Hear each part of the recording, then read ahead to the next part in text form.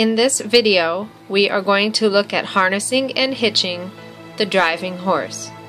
We're going to use 3 different horses that all wear slightly different harness. I hope you find this video educational.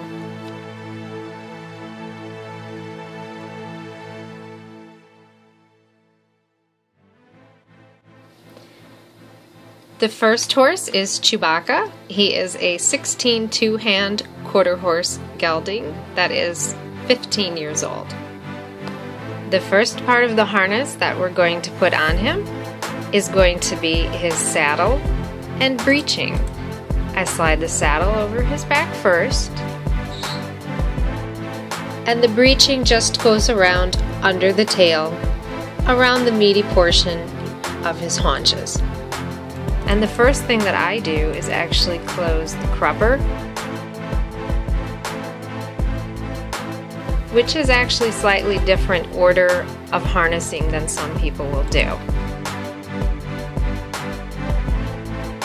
The next thing that goes on is the collar. In this case, Chewbacca's collar is a Euro collar. This is a comfy fit harness. All I'm doing here is putting the trace between the saddle and the tug strap. That way it lays in there and doesn't fall out or get hung up on anything.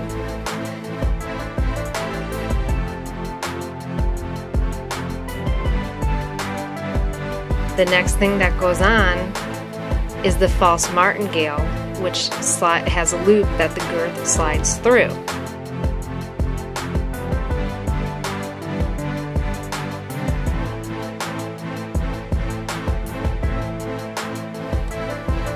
All I'm doing here is tightening the girth, and that is the overgirth that gets tightened down just a little bit. The next thing that goes on will be the bridle, and the way I do it is I take the lines and put the lines through the terrets on the collar and the saddle. The line goes through the terret on the collar, then through the saddle, and I buckle my lines.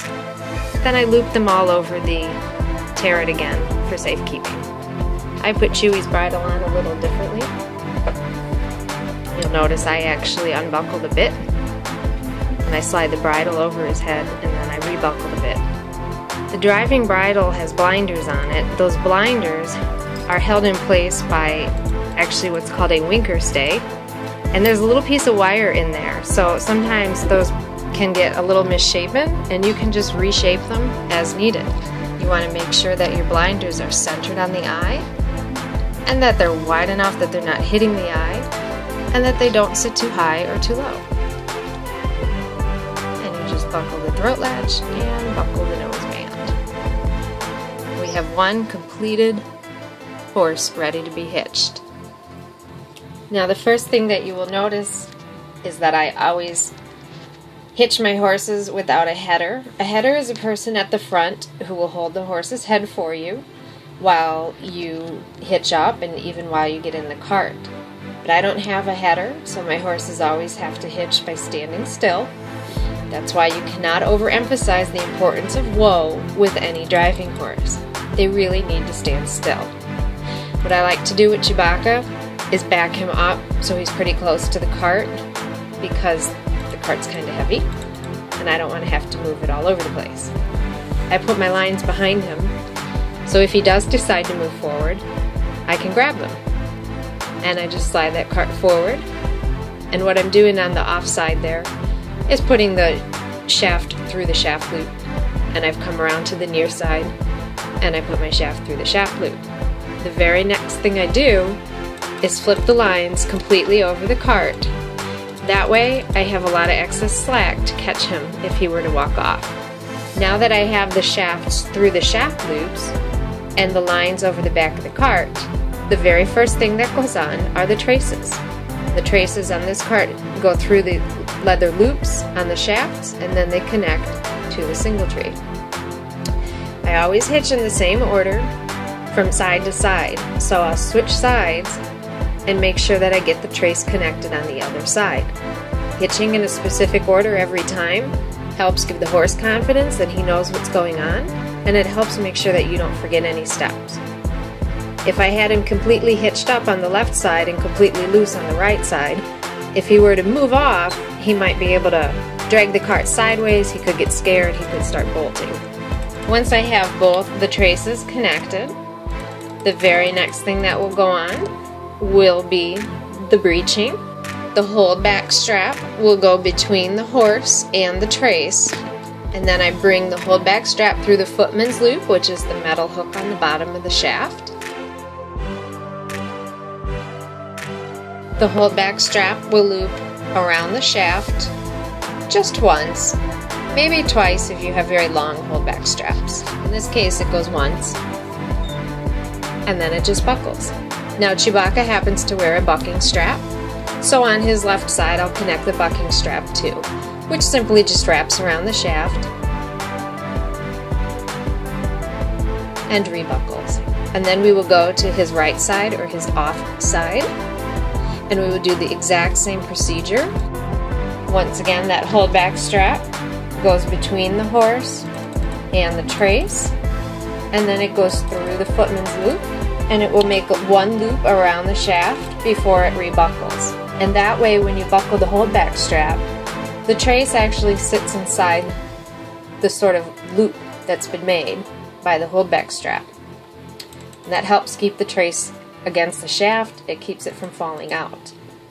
And once again, the next thing that goes on Chewbacca's right side will be his bucking strap, which just loops over the shaft and buckles together. One optional piece of equipment you might want to put on your driving horse is a diaper, or I like to call them carriage bags.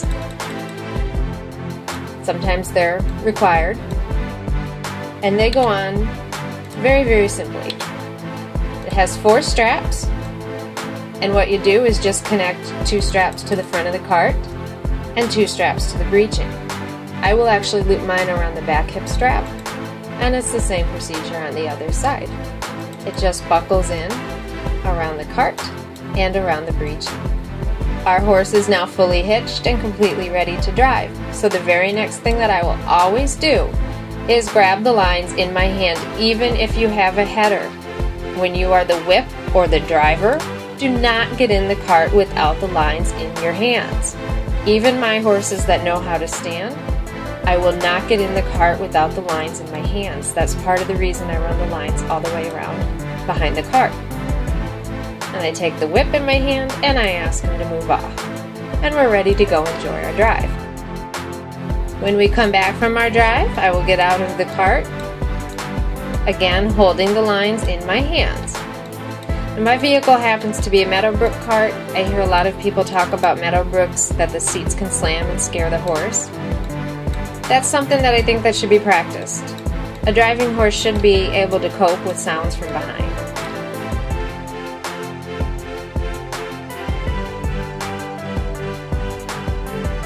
Once I'm out of the cart, I'll take everything off in the reverse order that it went on. So the very first thing that I'll take off will be the diaper.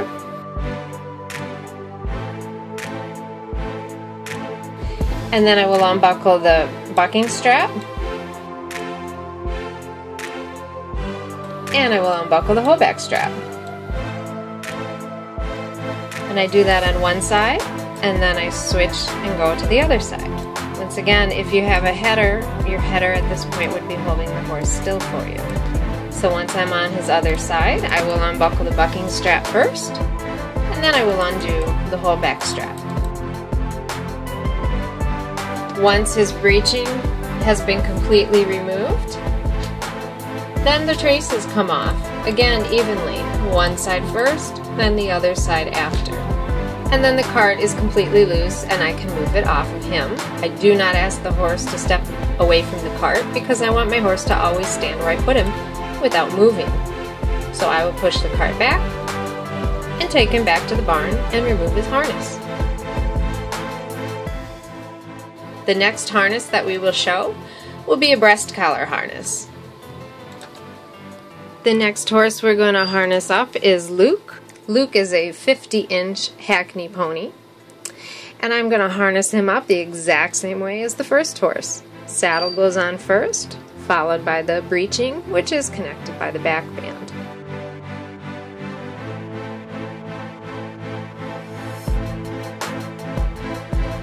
The first thing that I like to buckle is the crupper.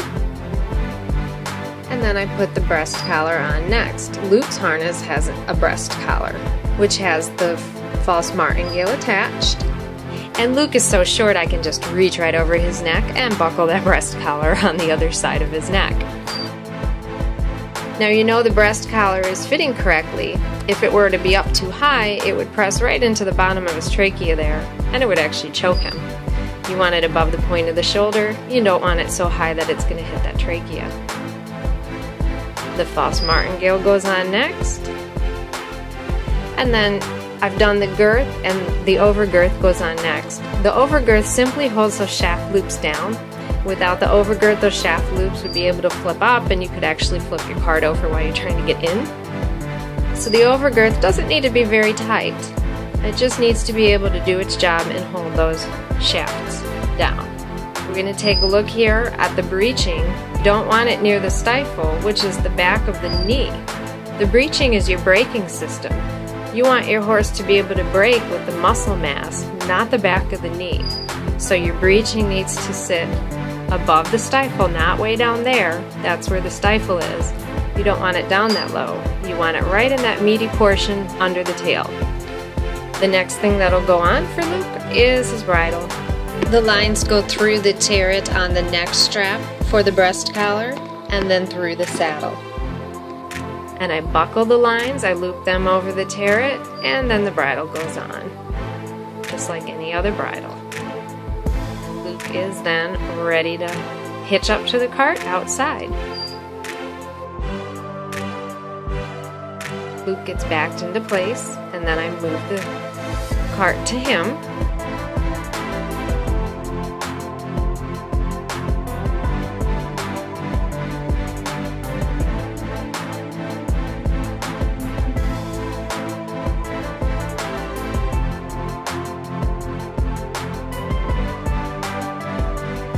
I put the shafts through the shaft loops on each side.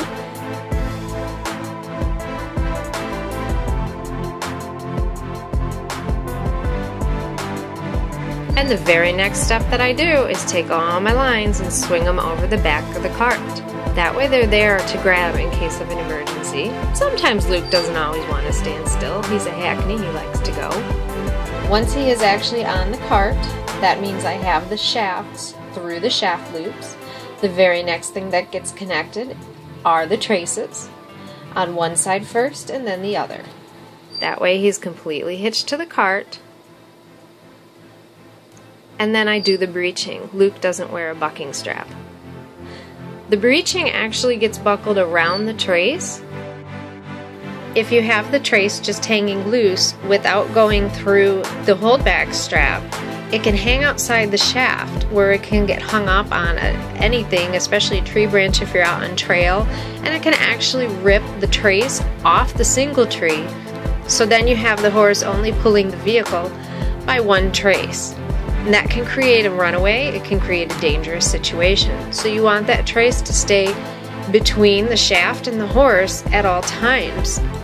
So once we have everything connected, I hold the lines and I'll get in.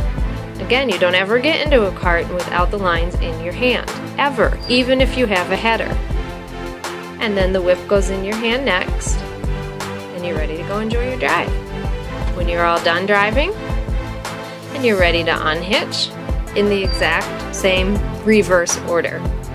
You get out of the cart by holding the lines in your hands. Again, the Meadowbrook seats, they do tend to fall.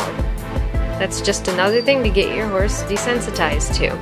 I'll loop the lines up, and I will disconnect the breeching and the trace on each side.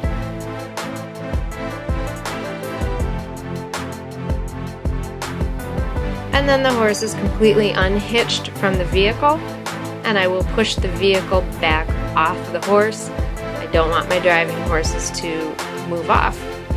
I don't want them to learn to move away from the cart while I'm trying to do something with them. So the cart gets moved from them. we're going to do the miniature horse that you saw in the other video. He's been all harnessed up.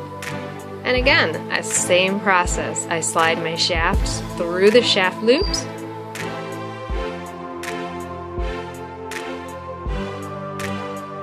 And the first thing I do is take my lines and loop them over my cart. You might notice my lines for Jesse here are very, very long. That's because they're actually tandem leader lines for him. So they have a lot of extra length on them. The next step is that the trace connects to the single tree, and see why I have those lines looped over that cart? Because he just decided he did not want to stand still today while we were filming this. The single tree on this particular cart is actually a sword end single tree, and it just has these little kind of keepers that pop into the hole and hold the traces on. And minis are so nice I can just do both traces from one side. Now this is a wrap strap style harness.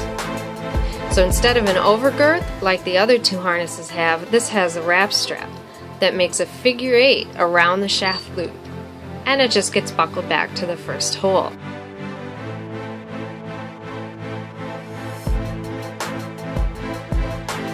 And then the hold back strap, again, it goes through that metal keeper on the underside of the shaft, and that's the hold back strap for the breeching.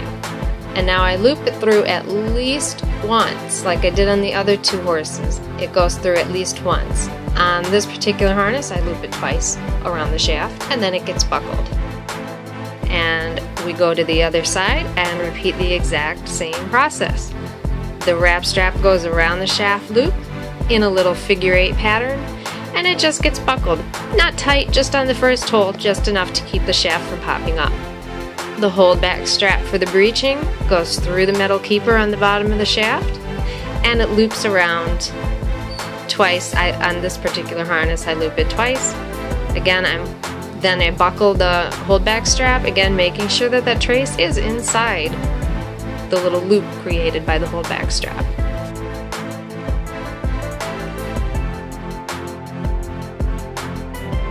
And then he's all hitched up and we're ready to go. And he just does not want to stand still today. That's why I have the lines the way I do. Get in the cart, and I'm ready to go. I was talking about how long my lines are. What you can do with that excess length is just sit on them. If your lines happen to be too long, and you drape them perhaps over the back of the cart, they can get caught up in a wheel. They can get wrapped around the axle. You don't want to have your lines so long that that can happen, so you just sit on the excess lines. That's my video on harnessing and hitching a driving horse. I really hope you enjoyed it, and if you have any questions, please feel free to contact me.